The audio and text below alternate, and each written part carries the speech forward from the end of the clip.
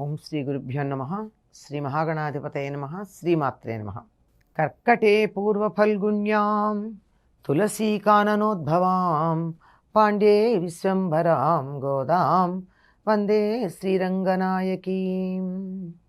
నీళాతుంగస్తనగిరితటీ సుప్తముద్బోధ్య కృష్ణం పారార్జ్యం స్వం శృతిశతశిరసిద్ధమధ్యాపయంతి స్వోచ్ఛిష్టాయాం స్రజినిగళితం యావలాత్కృత్య భుంక్తే గోదా తస్యై నమైదమిదం భూయ ఏవాస్తు భూయః. శ్రీ భూనీలా సమేత గోదారంగనాథ స్వామినే నమః.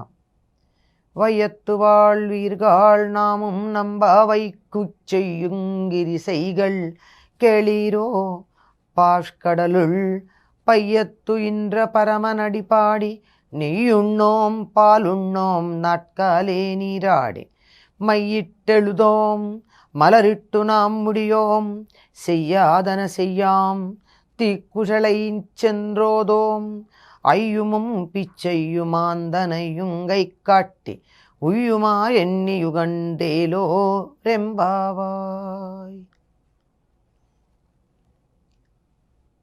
రెండవ నాటి ఉదయం. ఉదయం అంటే మనకైన ఉదయం కాదు, సూర్యోదయానికన్నా చాలా ముందు. ఎంత ముందు అంటే స్నానం చేసి చెరువుకు వెళ్ళి కొలనుకెళ్ళి కొలనులో స్నానం చేసి అక్కడ ఉన్నటువంటి కలువలను కోసి మాలలు కట్టి స్వామికి అర్పించటానికి వెళ్ళే సమయానికి సూర్యోదయం కాకూడదు, అంతముందు. అప్పుడు లేచింది గోదాదేవి. లేచి మొదటి రోజున చెలులందరినీ నిద్రలేపి తనతో పాటుగా స్వామి సేవకు తీసుకుని వెళ్ళింది. రెండవ నాడు వ్రత నియమాలు చెప్తోంది. ఏమంటుంది అంటే, ఆనందాన్ని అనుభవిస్తున్న వాళ్ళు మీరందరూను అంది. ఎందుకు ఆనందాన్ని అనుభవిస్తున్నారు అంటే, కృష్ణుడు అవతరించిన కాలంలో పుట్టి దుఃఖమయమైన ఈ ప్రపంచంలో కూడా ఆనందాన్ని అనుభవిస్తున్నారు వీళ్ళు. వీళ్ళందరూ ఆనందాన్ని అనుభవించడానికి కలిగిన కారణం ఏమిటంటే, కృష్ణుడు పుట్టిన కాలంలో. అంటే గోదాదేవి పుట్టినప్పుడు కృష్ణుడు పుట్టాడండి? కాదు కదా. తాను కృష్ణుడికి సమకాలికంగా ఉన్నటువంటి గోపికల యొక్క భావనతో తాదాత్మ్యం చెందింది. తాను గొల్లపల్లెలో ఉంది, కృష్ణుడికి సమకాలికులైనటువంటి వాళ్ళతో కలిసి ఉంది, తన భావన అక్కడ ఉంది. కనుక తనతో ఉన్న చెరులందరూ ఆ నందగోకులంలో ఉన్నటువంటి వారుగానే భావన చేసింది. గనక మీరందరూ అదృష్టవంతుల ఆనందాన్ని అనుభవిస్తున్నారు, అటు మీ అందరూ కూడా రండి. మనం చెయ్యబోయేటటువంటి ఈ వ్రతం యొక్క నియమాలు చెప్తున్నాను. ఇది లోకంలో అందరికీ చెప్తోంది ఈ వ్రత నియమాలు. ఇందులో కొన్ని అందరూ ఏ వ్రతం చేసినా ఆచరించవలసినవి, కొన్ని ప్రత్యేకంగా వీళ్ళు మాత్రమే ఆచరిద్దామని అనుకున్నవి. అందులో ఏమిటి అంటే, ఆ వ్రత నియమాలు చేసే పనులు చెప్తోంది. ఒకటేమిటి, పాల సముద్రంలో ధ్వని కాకుండా మెల్లగా పడుకున్నటువంటి ఆ పరమపురుషుని పాదాలకి మంగళం పాడతాం. పాల్కడలు, పాలసముద్రం. ఎందుకో అనేక మార్లు గోదాదేవి ఆ పాలసముద్రంలో ఉన్నటువంటి నారాయణుణ్ణే ఆరాధిస్తున్నట్టుగా మనకి సందర్భాలు కనపడతాయి. ఆ పాలకడలిపై పవలించిన స్వామి యొక్క మూర్తి మిగిలినటువంటి మూర్తుల కన్నా కొంచెం అధికంగా ఇష్టం అనిపిస్తుంది.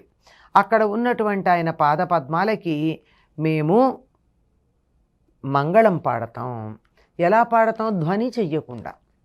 ఎందుకంటే నిద్రపోతున్నటువంటి వాళ్ళ దగ్గర మంచి సంగీతం పెట్టినా మెత్తగా ఉండాలి, కానీ కొద్దిగా అందులో గట్టిగా అరుపుల్లాంటివి ఉన్నా మెలకు వచ్చేస్తుంది కదా. మేము మంగళం పాడేది కూడా ధ్వని చెయ్యకుండా, ఇబ్బంది కలగకుండా పాడతాం. ఆయన పరమపురుషుని పాదాలకి మంగళం పాడతాం. ఆయనేమో అసలు ధ్వని లేకుండా పడుకున్నాడు, కాలు ఇటు అటు కదపట్లేదు, శబ్దం కూడా రానియటలేదు. ఈ వ్రత సమయంలో మేము చేసేది ఏమిటంటే, నెయ్యుಣ್ಣోం పాలుಣ್ಣోం. నెయ్యి తినం, పాలు తాగం. ఏమిటిది? గొల్లపల్లెలో ఉన్నటువంటి గోవులన్నీ కృష్ణుడికి చెందినవైతే ఆ గోవుల యొక్క పాలు తాము తీసుకుంటే కృష్ణుడు సొమ్ము తీసేసుకునే వాళ్ళు అవుతారట. అందుకని నెయ్యి తినరట, పాలు తాగరట. తెల్లవారుజామునే లేచి స్నానం చేస్తాం, ఇదొకటి. కంటికి కాటుక పెట్టుకోం, కొప్పులో పూలు పెట్టుకోం. కాటిక పెట్టుకోవడం ఎందుకు మానేస్తారు?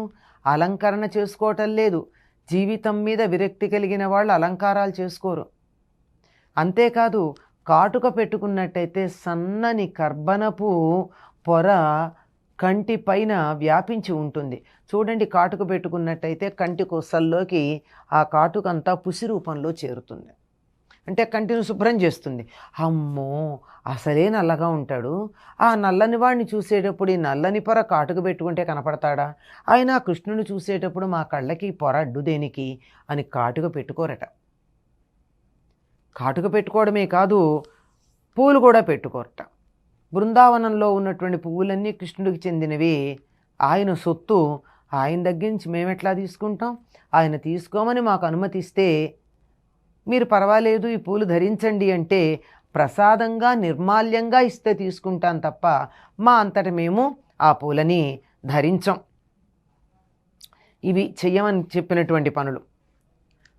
పాలు తాగం, నెయ్యి తినం, కాటుక పెట్టుకోం, తర్వాత పూలు పెట్టుకోం. ఇంతేనా? ఇంకా కొన్ని పనులు చెయ్యట. ఏమంటే పెద్దలు ఆచరింపని పనులను ఆచరించం. అంటే పూర్వులు ఎలా ఆచరించారో అట్లాగే చేస్తాం, కానీ కొత్త కొత్త పనులు మేమేం పెట్టుకోం. కొత్తగా ఏదైనా మొదలు పెడితే ఇది పూర్వులు చేశారా లేదని కనుక్కుని సంప్రదాయంగా వస్తున్న పద్ధతినే పాటిస్తాం తప్ప కొత్తదనం ఏదో ఉందని కొత్తక వింత అని దాని వెంట వెళ్ళం మేము. ఇది 5వ నియమం. ఆ తరువాత ఇతరులకి బాధ కలిగించే పనులు ఏవీ చెయ్యం. అంతేకాదు, బాధ కలిగించే మాటలు కూడా మాట్లాడం. పెద్దలు ఆచరింపని పనులు మేం చెయ్యం. వాళ్ళు చేసినవి చేస్తాం, ఇంతవరకు సరిపోయిందనుకుంటారు, కానీ వాళ్ళు చేసినవి చేస్తాంతో పాటు వాళ్ళు చెయ్యనివి మేం చెయ్యం. కొత్తగా మేము ఈ పద్ధతి మొదలుపెట్టామండి అనరట. సంప్రదాయం తెలిసిన వాళ్ళు ఎప్పుడూ కూడా కొత్తదనంలో తమకున్న పాత దాంట్లో కొద్దిగా మార్పేమైనా చేస్తారేమో తప్ప పూర్తిగా కొత్తదాన్ని ఏమీ మొదలుపెట్టరు. అందుకే బుద్ధుడు తథాగతుడు అన్నాడు. ఆ రాముడు కూడా నడిచి వెళ్ళేటప్పుడు ఇది ఋషులు ఆయనకి ఇది ఋషులు వెళ్ళిన మార్గం అని చెప్పిన వాటినే వెళ్ళాడు.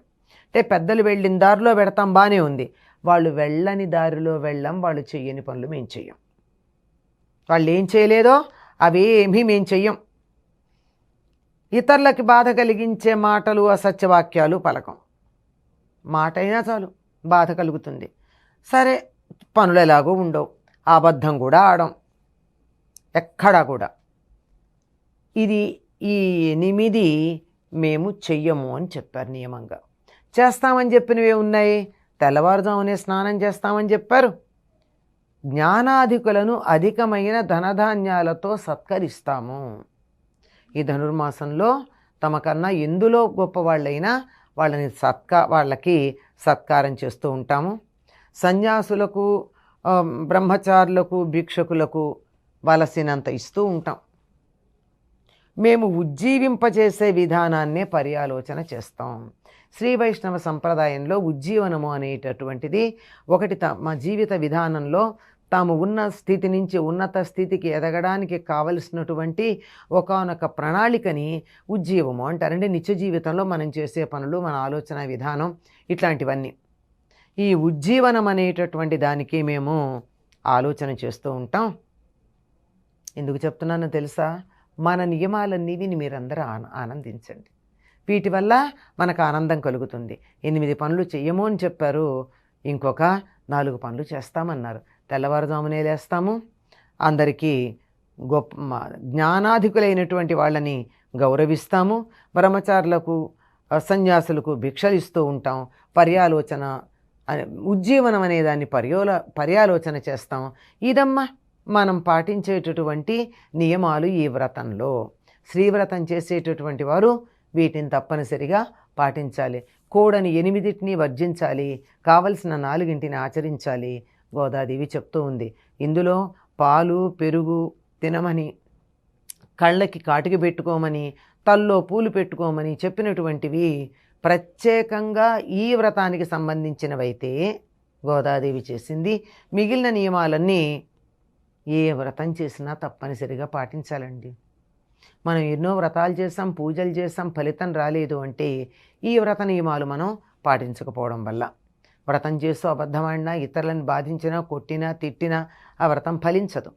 కనుక వ్రత నియమాలు పాటిస్తూ వ్రతాన్ని మేము సత్ఫలితాలు ఇచ్చేదాన్నిగా చేసుకుంటాము అని చెప్పి చెల్లులందరితోనూ గోదాదేవి తన వ్రత నియమాల గురించి చక్కగా చెప్తూ ఉన్నది. ఆ నియమాలు కొన్ని మనం అనుసరించే ఉన్నాయి, వాటిని అనుసరించగలిగితే చాలా బాగుంటుంది. స్వోచ్ఛిష్టమాలికా బంధగంధబంధురజిష్ణవే విష్ణుచిత్తతనూజాయై గోదాయై నిత్యమంగళం. స్వస్తి.